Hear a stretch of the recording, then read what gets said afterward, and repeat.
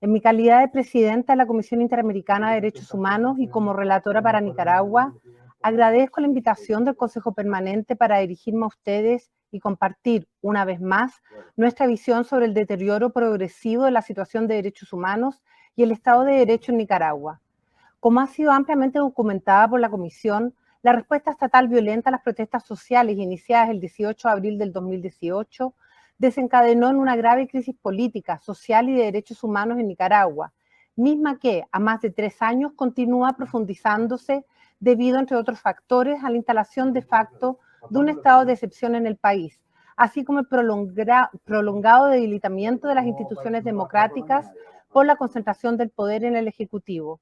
La población nicaragüense continúa afectada por la instalación de un Estado policial que posibilita la permanente coordinación entre la Policía Nacional y grupos simpatizantes del gobierno para agredir, vigilar, amenazar y hostigar a cualquier persona identificada como opositora al gobierno actual. Durante estos últimos 3 años, la CIDH ha alertado continuamente a la comunidad internacional sobre las graves violaciones a los derechos humanos que vienen ocurriendo en Nicaragua, entre hostigamientos y represión contra cualquier persona considerada como opositora al gobierno, violaciones a los derechos a la vida e integridad personal, ejecuciones extrajudiciales, detenciones arbitrarias, allanamientos, amenazas y retaliaciones, malos tratos, criminalización bajo cargos infundados y desproporcionados, como terrorismo o crimen organizado, irregularidades en las garantías judiciales y en el acceso a la justicia.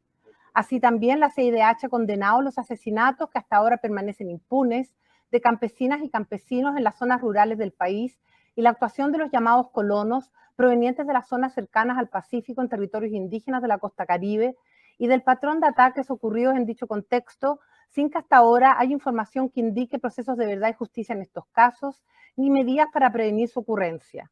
En el mismo contexto, la CIDH ha registrado ataques a la libertad de prensa a través del asedio policial y persecución institucional a medios de comunicación y personas trabajadoras de la prensa independiente, lo que ha provocado el cierre de varios medios y el exilio de más de 90 periodistas.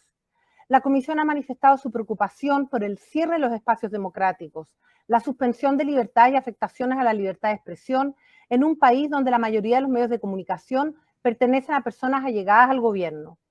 Como consecuencia de estos factores, en Nicaragua persiste un contexto de impunidad generalizada respecto de las graves violaciones a los derechos humanos cometidas en el marco de la represión estatal, las cuales resultaron en la muerte de al menos 355 personas, más de 2.000 personas heridas, más de 1.614 personas detenidas arbitrariamente, cientos de despidos arbitrarios de profesionales de la salud y más de 150 expulsiones injustificadas de estudiantes universitarios.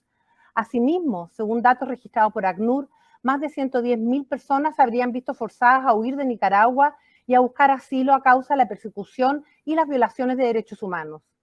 Ante la continuación de la grave crisis de derechos humanos y el profundo deterioro de la institucionalidad democrática en el país, las elecciones generales realizadas el 7 de noviembre pasado representaban para la sociedad nicaragüense la posibilidad de iniciar un periodo transicional para lograr el restablecimiento del Estado de Derecho y la democracia, así como la garantía del derecho a la memoria, la verdad y el acceso a la justicia de las víctimas de la violencia estatal.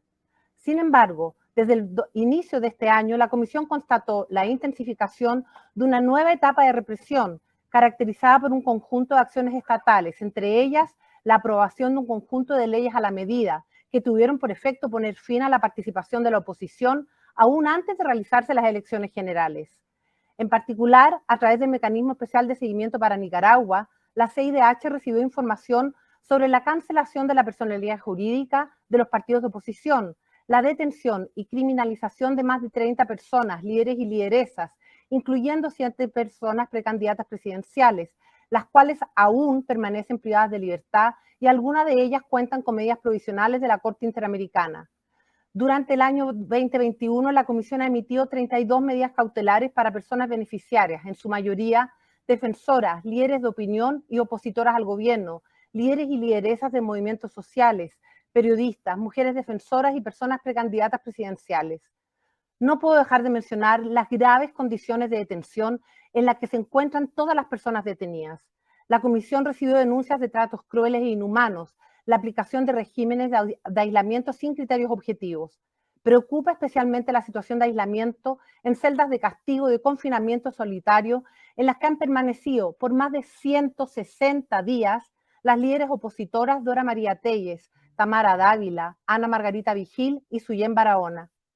El 22 de noviembre, la Corte Interamericana de Derechos Humanos emitió una resolución en la cual declaró que la posición asumida por el gobierno de Nicaragua, rechazando cumplir con las medidas de protección y la inobservancia del ordenado en resoluciones anteriores, constituye un acto de desacato a la obligatoriedad de las decisiones dictadas por este tribunal y en un incumplimiento al deber de informar. En este sentido, la Corte constató que 21 de las 22 personas beneficiarias permanecen arbitrariamente detenidas, pese a que se le ordenó al Estado nicaragüense su liberación inmediata. La Corte recordó que es deber de la Asamblea General de la OEA asegurar el oportuno cumplimiento de las decisiones mediante la adopción de medidas institucionales de carácter colectivo que sean eficaces, oportunas y expeditas para asegurar el efecto útil de la Convención Americana de Derechos Humanos. La CIDH hace suya este llamado de la Corte a los Estados miembros de la OEA. En nuestro reciente informe Concentración del Poder y Debilitamiento del Estado de Derecho, señalamos que en Nicaragua operó un proceso paulatino de concentración del poder y un progresivo debilitamiento de las instituciones democráticas que se intensificó el año 2007 al asumir Daniel Ortega su segundo mandato como presidente de la República y que se consolidó a partir de la grave crisis de derechos humanos iniciada en abril del 2018.